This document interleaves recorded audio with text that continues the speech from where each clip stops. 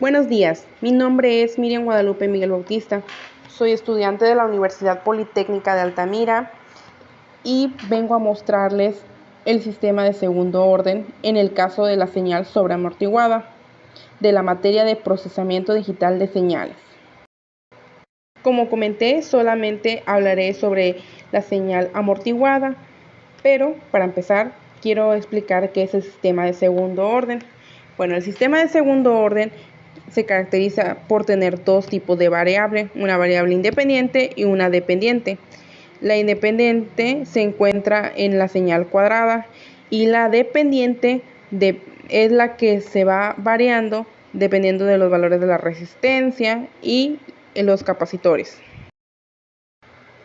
¿Y qué es la señal sobreamortiguada? Bueno, es cuando la onda crece y decrece hasta llegar con una amplitud hasta el punto medio, iniciando con un pequeño retardo, como pueden observar en las imágenes. Esta se crea cuando no se oscila y no se establece un balance. Por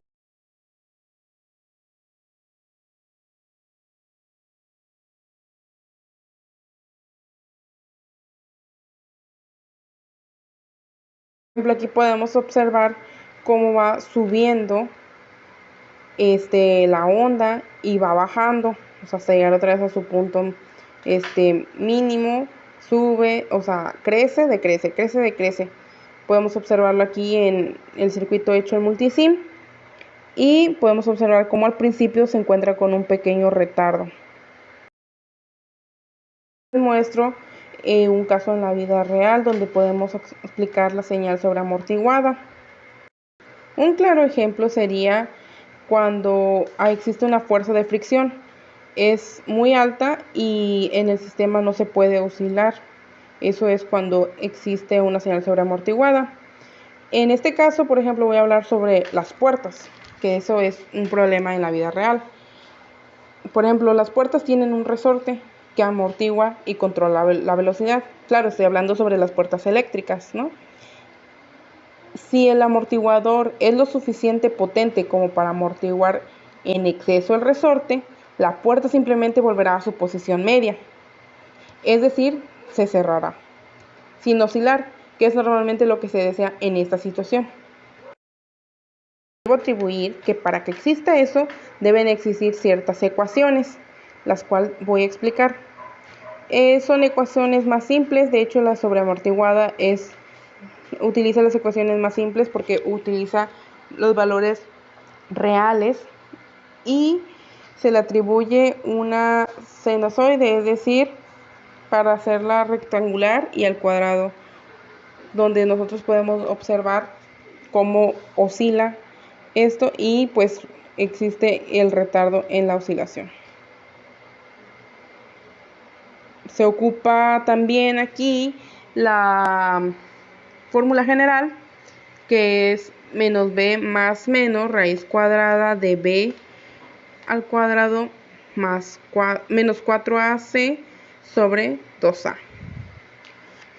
Por ejemplo, en este caso, para que sea una señal sobreamortiguada, debe ser el valor de lo que hay en 4ac, debe ser mayor que b al cuadrado y todo esto debe ser igual a b. Empezamos, por ejemplo, aquí tenemos un 4r al cuadrado y sobre el valor de la resistencia 1, el valor del capacitor 1 y el inductor, que es mayor que R2 sobre el inductor más 1 sobre R1 por C1. Bueno, ¿y para qué sirve esto? Para encontrar los valores de A, B y C. Aquí ya los podemos observar, tenemos A, B y C, y por ejemplo, A C sería lo que viene siendo juntar 4R al cuadrado sobre R1, C1, L, y B al cuadrado sería R2 sobre L más el valor de 1 R1 sobre C1. ¿Qué quiere decir esto? 1 sobre R1 sobre C1 que es donde vamos a encontrar las raíces de la ecuación característica mediante el uso de una fórmula cuadrática. Estos son ya los valores sustituidos de las variables de a y omega, y podemos escribir de manera un poco más sencilla todo esto, donde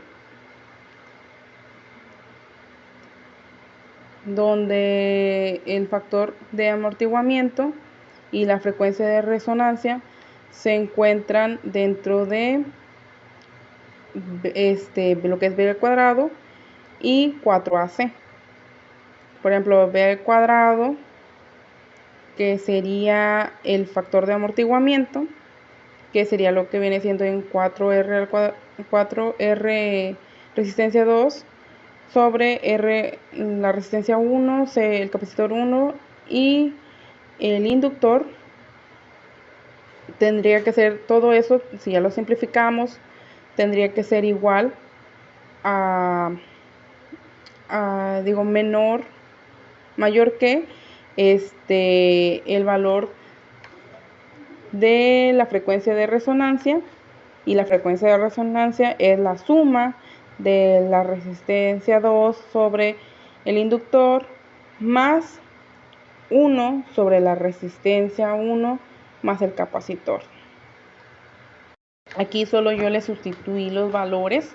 Por ejemplo, de la resistencia 2 le di un valor de 1, y de la resistencia 1 también le di un valor, capacitor también le di igual a 1 y el inductor 1, para poder hacerlo más efectivo. Entonces tengo que sustituir los valores, nada más lo sustituyo y me tiene que dar, por ejemplo, si el valor de resistencia 2 es 1, entonces voy a multiplicar lo que es 4 por 1, que va a dar 4, sobre R1 por C1 por L, que son 1 por 1 por 1, que sería igual a 1, y me queda 4 sobre 1.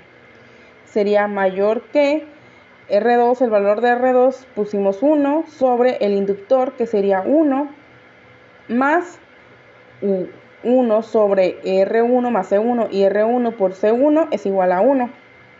Eso quiere decir que queda como 4 sobre 1 es mayor que 1 sobre 1 más 1 sobre 1.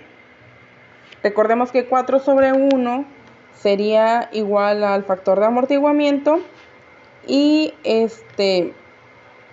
1 sobre 1 más 1 sobre 1 sería igual a la frecuencia de resonancia. Ya al simplificar esto, como ya les comenté, nos da en números reales. Simplificamos y 4 entre 1 es igual a 4, y debería de ser mayor que 1 sobre 1 más 1 sobre 1. Es una suma de fracciones, pero como tenemos números iguales, recordemos que 1 sobre 1 es 1, más 1 sobre 1 es 1, entonces nos daría 1 más 1 es igual a 2. Y aquí se cumple lo que queríamos saber al principio, que 4ac es mayor que b al cuadrado. O sea que 4 es mayor que 2. Eso quiere decir que si nosotros le pusimos ciertos valores a la resistencia, a los capacitores y el inductor, nos tiene que dar igual a 4 mayor que 2. O sea, porque en este caso pues yo le puse los valores 1 al capacitor, al inductor, a los valores de las resistencias, y por eso me dio eso.